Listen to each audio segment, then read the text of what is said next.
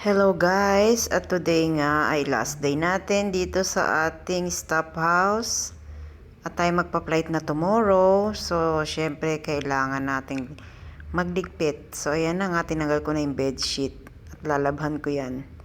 Hindi pwedeng iwanan natin ang ating kwarto na madumi. So naglaba muna ako.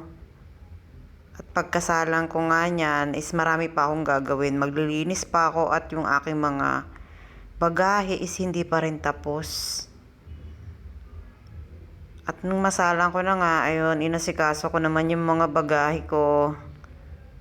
Ayan, tagkalat pa sa sala.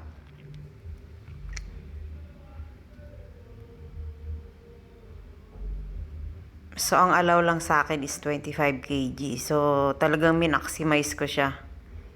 Kaysa magbayad tayo ng excess luggage, napakamahal.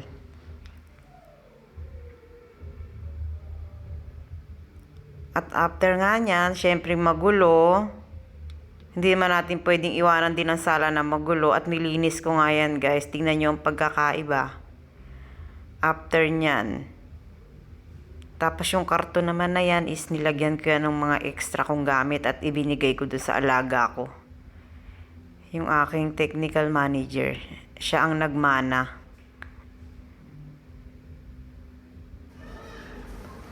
Ayan guys, o diba ang linis?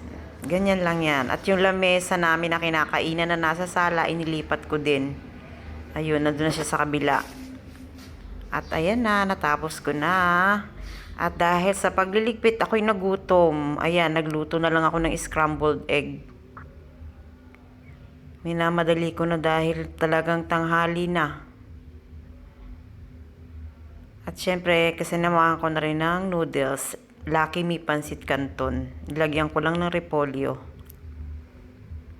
Solve na tayo dyan guys dahil ang aking fridge ay wala ng laman. Ipinamigay ko na lahat. Nag-isip nga din ako bakit ko ibinigay. Hindi pa pala ako uuwi. Meron pa akong isang araw. Pero okay lang. Buti nag-iwan ako ng isang noodles at yung pinabili kong itlog. Ayan, may nakain pa. O tara guys, kain tayo. O diba gutom na gutom ako. Madalian na yan at may gagawin pa.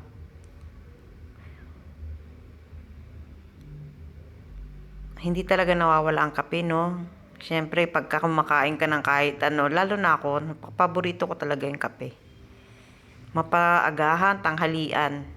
Talagang may kape ako. Coffee is life. So, ayan guys. Thank you for watching. Update ko kayo sa flight ko tomorrow. Bye!